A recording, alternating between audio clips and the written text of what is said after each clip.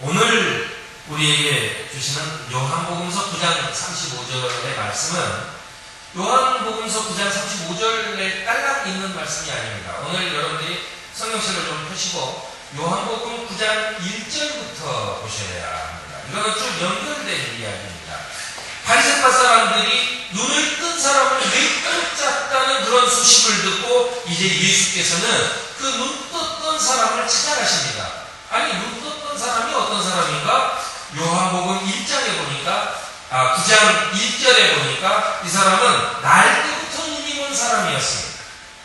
예수는 그에게 죄가 없음을 말씀하시면서 땅에 침을 뱉어서 진흙을 개어 그의 눈에 바르셨고, 그리고 실로암 물가에 가서 씻으라고 얘기를 하십니다. 그가 실로암 물가에 가서 씻으니 눈이 밝아졌습니다. 그것이 오늘 읽은 요한복음 9장 1절부터 나오는 이야기입니다. 그런데 사람들은 그것을 믿지 않아요. 그 사람이 눈을 뜨고 다니는데도 눈 떴다는 사실을 믿지 않는 것입니다. 눈에 보고도 믿지 않는 것입니다. 그래서 18절에 보니까 어떻게 됐습니까? 그의 어머니를 불러다 놓고 정말로 날 때부터 눈이 멀었었는지를 묻기도 합니다.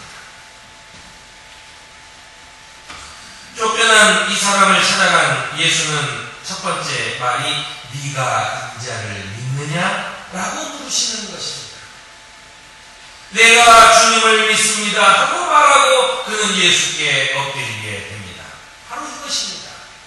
예수님이 이때 나는 이 세상을 심판하러 왔다. 못 보는 사람은 보게 하고 보는 사람은 못 보게 할 것이다 라고 39절에 말씀하고 계십니다.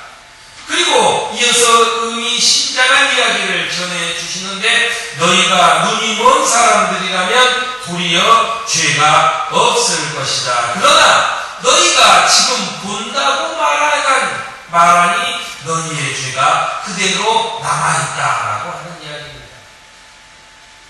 우리는 과연 지금 보고 있는 사람입니까? 눈이 먼 사람입니까?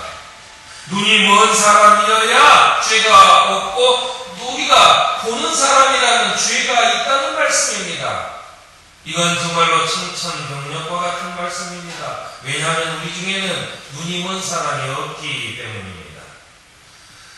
우리는 눈이 있어서 모든 것을 볼 수 있지만 모든 것을 다 보는 것은 아닙니다. 사실 같은 사물을 봤어도 서로 가까워서 얘기할 때 전혀 다른 이야기를 하는 경우가 많이 있습니다. 또한 눈이 먼 사람보다 눈이 보이는 사람이 더 많이 본다고도 생각할 수 있겠지만 사실은 착각이라고 하는 것을 생각해 본다면 사람들이 저지르는 것은 많이 본 사람들이 더 큰 착각을 저지르게 되는 경우가 많습니다. 우리가 놀이시설, 놀이공원에 가서 이런 착각의 집이나 이런 사람의 눈을 어지럽히는 그런 놀이시설물에 들어가면 우리는 크게 착각에 빠지고 맙니다. 그 중에 대표적인 것이 작은 한 사람이 지나갈 수 있는 다리가 있습니다. 그 다리는 매우 튼튼해요. 흔들리지도 않는 튼튼한 다리입니다. 그리고 옆에 난간이 둘 다 있어서 난간을 잡고 걸어갈 수 있는데 사실은 난간을 잡지 않아도 그냥 걸어갔는데 아무런 문제가 없어요. 하지만 그 길이가 또 먼 것도 아닙니다. 불과 5m, 6m밖에 안 돼요. 아주 짧은 거리입니다. 아주 짧은 거리를 바닥이 깊은 것도 아닙니다. 바로 보여요. 아이들이 뛰어내려도 갇히지도 않을 만큼의 높이입니다. 거기를 걸어가라고 한다면 누가 난간을 짚고 걸어가겠어요? 다 그냥 서서 걸어갑니다. 여러분, 인도에 보도블록을 걸어간다고 했을 때 보도블록 위를 한 칸만 내가 쭉 밟고 가야지라고 생각을 하면 여러분들 걸어가면서 한 칸만 쭉 밟고서 걸어갈 수 있습니다. 거기를 10m를 혼자 한 칸만 밟고 걸어갈 수 있습니다. 여러분들 여기에 맹아도 맹이들이 가는 그런 노란색 표시가 된 길이 있습니다. 그 길로만 걸어가야지 옆에 밟지 말아야지 하고 걸어가면 여러분 여기에서 경복궁역까지도 그것만 밟고 갈 수 있습니다. 뭐가 문제입니까? 그런데 말이죠. 그 작은 보도블록 하나만큼의 거리가 있는 넓이의 다리가 10m 높이의 건물과 건물 사이에 걸쳐져 있다면 거기를 난간도 없이 그냥 걸어갈 수 있는 사람은 없을 겁니다. 왜? 낭떠러지가 눈에 보이기 때문에.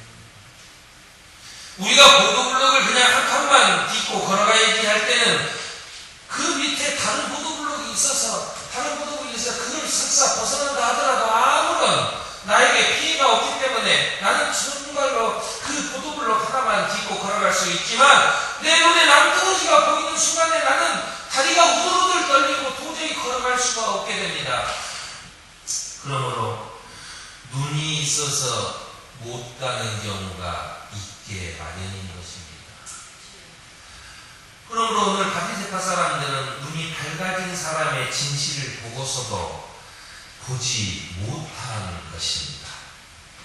반면에 이 눈이 밝아진 사람은 바리새파 사람만큼 성경의 지식을 가지고 있는 것도 아닙니다. 바리새파 사람들만큼 그렇게 경건한 믿음이 있는 것도 아닙니다.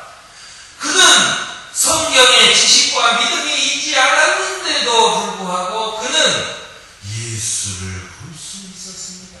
그 발 아래 엎드려 절을 할 수 있었습니다. 예수를 볼 수 있었고 또 성경의 지식이 뛰어났고 또 경건한 믿음이 있었던 바리새파 사람은 예수를 보고도 그를 의심하기에 이르렀다라고 하는 것입니다. 결국 구원받은 사람은 누구입니까? 오히려 눈이 먼 사람들이 죄가 없을 것이라고 말한 이 말씀이 오늘 이해가 되는 순간입니다.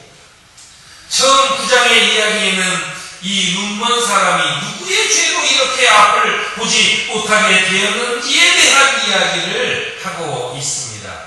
결국 앞을 보지 못하는 사람의 죄를 가려내는데 열정을 쏟아부은 바리새파는 자신들의 눈으로 직접 본 것은 믿지 못하고 그리고 그것 때문에 진리에서 멀어져 버리고 말았던 것입니다. 그러므로 그들은 눈에 보이는 것 때문에 죄인의 길에 서게 된 것입니다. 아직도 나는 잘 본다고 말하는 것은 아직도 나는 내 눈으로 본 것만을 믿는다라고 하는 자기의 착각 속에서 여전히 죄의 길에 빠져 있다는 뜻이 되는 것입니다. 예수님은 39절에 나는 이 세상을 심판하러 왔다고 전제하십니다. 그러면서 못 보는 사람은 보게 하고 보는 사람은 못 보게 하려는 것이다 라고 하는 자신의 심판의 내용을 우리에게 밝혀주고 있습니다. 우리는 지금 보는 사람입니까? 아니면 보지 못하는 사람입니까? 역사와 민족 앞에 그 앞날에 눈을 뜨고 나의 안일한 삶에는 눈이 먼 사람, 많은 사람이 같이 사는 공동의 행복에는 눈을 뜨고 자아도취의 그 이기심에는 눈이 먼 사람, 그리스도의 진리에는 눈을 뜨고 세상에는 눈이 먼 사람이 바로 이 사람을 갈라 심판하시는 예수 그리스도 앞에 자기 자신을 드러내는 그런 심판한 날이 온다고 하는 사실을 알아야 합니다. 바로 그 기다림으로 살아가는 신도, 그래서 내가 그리스도의 진리를 못 보았으니 아직도 나는 눈먼 사람입니다라고 고백하는 성도들에게 함께 하시는 주님이신 것을 여러분들이 알아야 하는 것입니다. 여러분, 주님을 기다리는 우리의 기다림이 세상의 눈이 먼 사람으로 오로지 주님만을 증언하며 주님만을 바라보는 여러분의 삶이 되시기를 주님의 이름으로 축원합니다. 아멘.